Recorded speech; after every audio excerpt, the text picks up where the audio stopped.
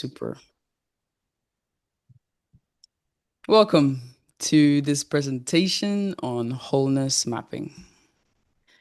So just gonna do a little bit of an intro, talk about what it is, how it applies to client group, and just a bit of a conclusion. A little bit about me, just what I do, helping, well, for the rest of this presentation, there's a lot of data. So just focus on what jumps out at you. This is how this presentation is designed. I'm a certified life coach and a senior registered nurse, so helping neurodivergent frontline professionals reduce stress and improve decision making and achieve their desired outcomes in the workplace, but also holistically outside. Let's dive in. It's a bit about me there. Fundamental approach to coaching. It's very much about the other person and what they bring to the table. It's very much about who they are and what they have to offer. It's about how they show up and how all the growth that they've accumulated in their lives manifests itself within any particular situation. So really encouraging these four core areas to come through in this session. So what is wholeness mapping? Think of wholeness mapping as a cartography of the self. So the mind, the soul, the spirit, the body, and the story. So it's less about fixing what's broken and more about revealing what was always there. So, how can you reclaim ground stolen by shame or fragmentation or trauma or fractures as we become adults in our lives and live? Component parts of this, I try and use the mnemonic SSMMEEIP. I'll break it down a lot more as we progress. But essentially, it's about your identity, your purpose, your memories, your relationships, resilience, and a lot more. Each part matters. It's none of them are optional to achieve that wholeness. And which brings us to well-being and wellness. This is something I know we talked about a lot in our last presentation, Mariella. So that'll be a really cool video once it comes out for you all to sort of dive into the difference between well-being and wellness. But just a short summary, wellness is more about the practical aspects of maintaining yourself, whether it's physical practice, going to the gym, or nutrition or sleep, for example. And well-being is more about the person, the clues in the word, sense of who you are, your being, and how are you aware of who you are when you bring out to the table. So wellness focuses on symptoms, if there's any sort of so let's call it damage to the self. And well-being is sort of, okay, awareness, self-awareness. That's the primary root. Okay. Wholeness is a combination of these two. It's about uncovering the whole, not trying to hide what's not working, but revealing what's not working as well. It's more of a return into who you are than a goal. A lot of this concept leans into these areas. So the human, what is a human being? Are we flesh? Are we spirit? Are we mind? Are we soul? Are we all of these in a fragile alliance?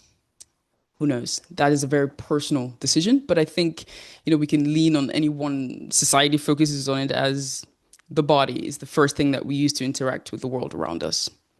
So what exactly is existence in this area? Is it just being, or is it being aware that you are, which as is defined usually how we measure life, experience, struggle, purpose. As they say, not all who exist live, and not all who live thrive. So how do they connect? And that's consciousness. Consciousness is the bridge between the body and meaning. It's the battleground of thought, emotion, and memory. and which leads us to neurodivergent and neurotypicals. Now, when we talk about neurotypicals, it's not about a badge of superiority, or it's more of a statistical commonality. So, neurotypicals tend to process information, emotions, and social cues in ways that match dominant cultural expectations. The much more comfortable things such as eye contact, for example, small talk, spoken instructions, or unspoken social sort of rules. And this is something you'll notice in as we go forward, that neurotypical norms, those who are neurodivergent will struggle a little bit to adapt and will often mask in order to fit in. And that brings us to society. Why society? Why frontline? And I think it's, the front line is the battleground of, how do I put it, of society. If society is to thrive, then it's essentially the nurses, the medics, the protectors that carry that burden that society puts out there. And their existence for others reveals the deepest layer, I feel, of what it means to be human. And so if they're not okay, if they can be better, I think that society would be more protected and given license to thrive.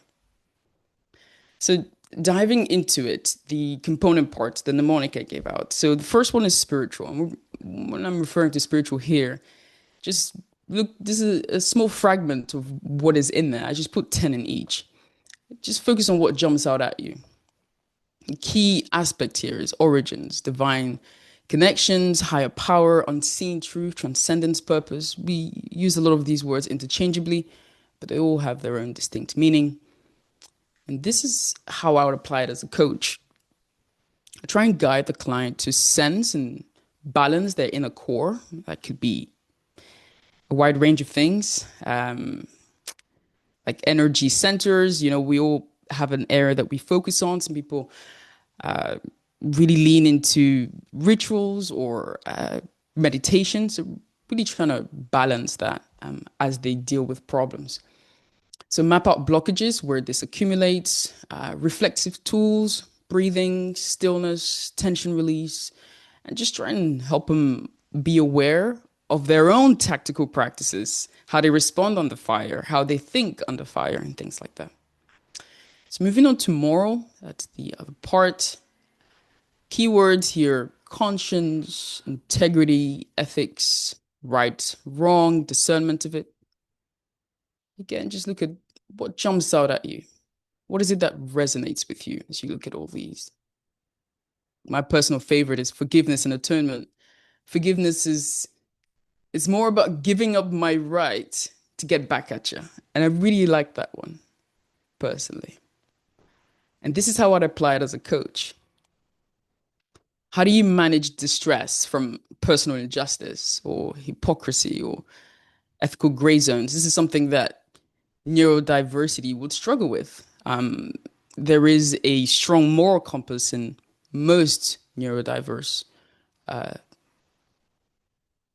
developmental processes.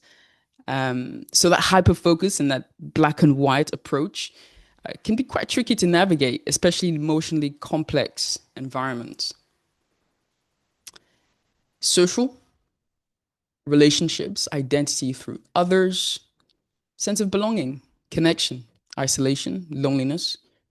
Again, what is it that jumps out at you? My personal favorite is that contribution to others. What have I done for somebody today? Just without wanting anything in return.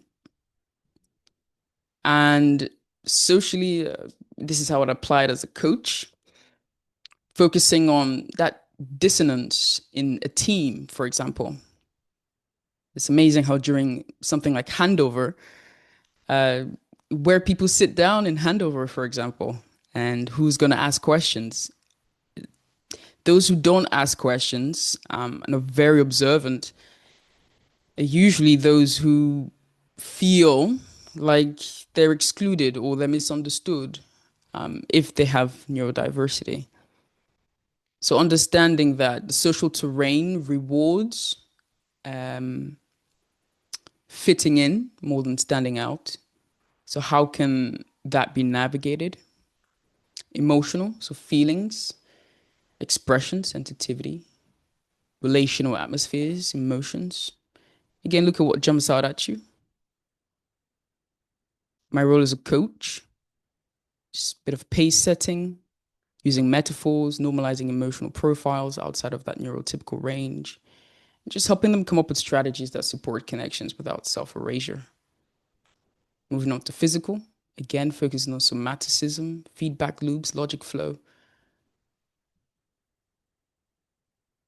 and how to apply that as a coach. Grounding tools that's tailored to their own sensory profiles, physical burnout management due to that sensory overload, and just accepting that there is a difference. I think that goes a long way as well. And being able to communicate that with colleagues in a way that they'd understand and be able to support you. Mental patterns, logic, structure, inner dialogue. Everybody goes through this. For a neurodiverse person is a little bit more hyper focused. Mental rest and recovery is a struggle. And how I'd apply that as a coach. So self-awareness on those racing thoughts, the mental loops, the hypervigilance, the unique processing speeds, and equipping them to slow down and just organize thoughts. Organization is a big challenge with neurodiversity too. It's a spectrum, so I'm not going to pinpoint any one thing. Really depends on the person. Intellectually, that's another area. There are 8 in total, so we're near the end, promise. New sort of human distinctiveness and problem solving, curiosity, abstract mapping. So from strategic planning, that's my favorite one. Number 7, conceptualization and conceptual modeling. Coming up with ideas and really engineering systems that surround it. That's another benefit. So how can you help? How can you reframe your mind's narrative? I try and help them see that it's a special weaponry, if you like, special forces, think army, rather than a malfunction, which is sometimes, unfortunately, how it's presented. So really supporting ownership of one's cognitive gift without the need to conform. Finally, environmentally. So again, ignore the keywords there. It's more about your environment. How do you interact with your environment? It's a very key part of our productivity as professionals. Lighting, noise, layout, temperature, they deeply impact focus and peace. Reimagining what inclusivity means in wards, in clinics, in crisis response areas where there's so much overload. And if you're hypersensitive, sometimes it can lead to shock or slow down, which is very critical when you need to respond rapidly to help somebody. So inspirations come from things such as the 7 chakras, the 8 dimensions of wellness, which is very well known in wellness circles, Wheel of Life, all the way from the 7 Kibalon to physics and Planck's length and anatomy and all that good stuff. They all have the same message, which is essentially that we are all interconnected. And therefore, tapping into that really means emotional aperture. I think this is the key learning point. If you could take anything away, it would be that if you can develop an ability to recognize emotional landscapes when you're in a group setting, whether you're networking, rather than focusing on one person's emotion and the other and sort of adding them up as a sum of individual parts, look at it as a whole and make decisions that are rooted in that emotionally complex, rich environment. Pull that decision to link with the situation and the group's desired outcome. And there is strong empirical evidence that supports that this is becoming a superior, well, it's always been, but it's just been revealed as a superior methodology for the achievement of one's desired outcomes. But funny enough, when it comes to applying this, the biggest challenge has always been social norms. What will people think of me? I don't want to be perceived this way, so I'm not going to apply this. I'm not going to be open and vulnerable. So if you know anyone who's struggling with the above, or you know anyone who knows anyone who works within healthcare, send them my way. I'll take care of them and give them a little discount too. You can go ahead and scan this if you like my details to go forward. Just get in touch if you just want to book a one-to-one, have a chat. And a little challenge for you, what will you take going forward? How can you identify neurotypicals and neurodivergent in your workplace? Because it's not all about neurodivergence, you know. Everyone's valid and it needs to be fair game. So how can you ensure that all are included fairly together within any particular group that you are in? That's it. Thank you. I think I went on a little bit over there. Any questions? Oh, that was awesome. I love that. Do you want to stop sharing your screen for a minute? Yeah, let me do that. Have I stopped? I don't know if my computer's just lagging, but I can still see the question Wait a slide. minute. Slides. There you go. Yeah, that was amazing. I really enjoyed your presentation. Thank you. I feel like there's so much information in there. Like I could really do with like going over the recording again later and kind of like Yes. reabsorbing some of it. But one of my favorite parts of what you said was in the moral section. I thought it was really Mm. beautiful how you said like forgiveness and atonement is like letting go of your rights to get back at them. Like, yeah, no, I really like that. But yeah, if anyone's got any questions, and Danke, danke. Or any feedback or comments. Hi, Ian. Um, yes, I echo what Christian said. I've never seen anything quite so comprehensive as far as an intellectual approach to a topic.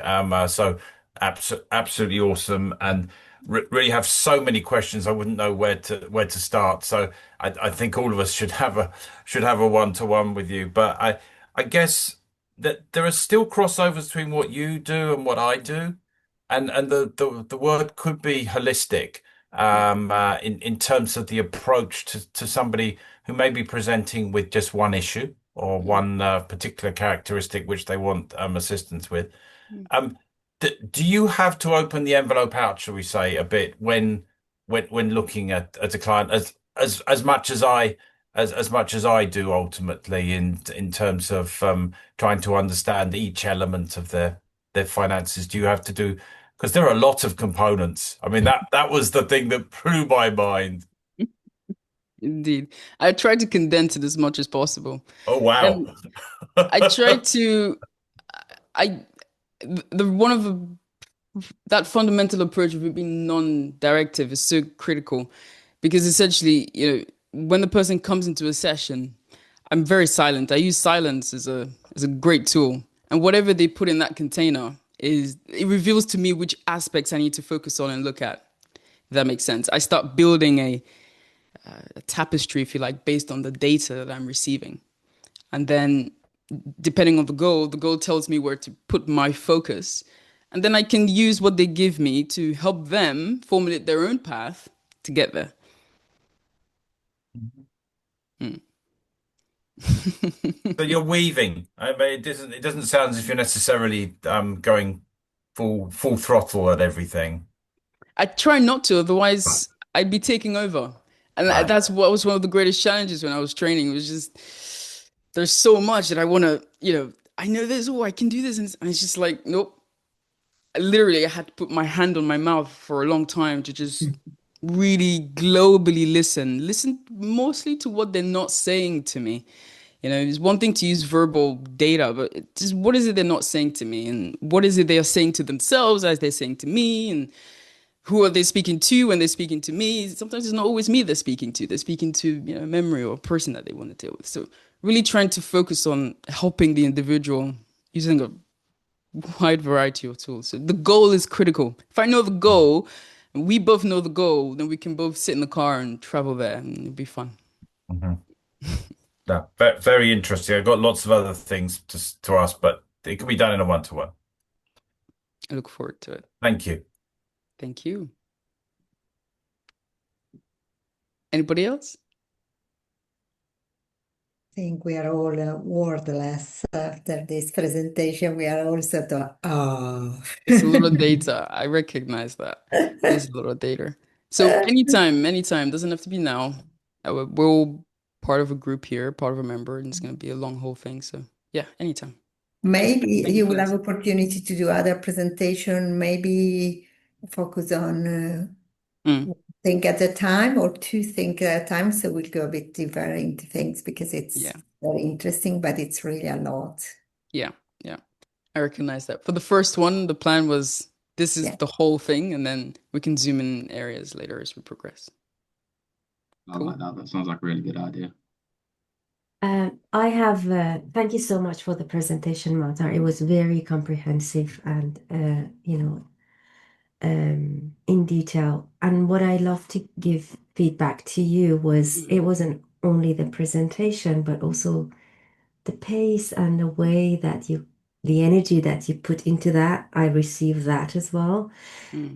So although the slides, some of them were like very in detail, but there was some element of you presenting that and says, it's okay, you brought that coach identity and, your presence into the presentation, which I just wanted to reflect back to you, which is amazing. I received that.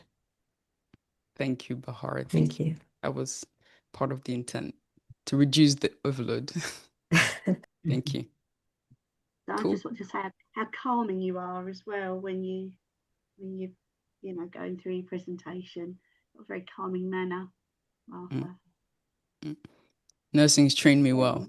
Very Put it well. that way. Okay. Let's Lovely. stop recording now then, and if you want to go on to 60 seconds.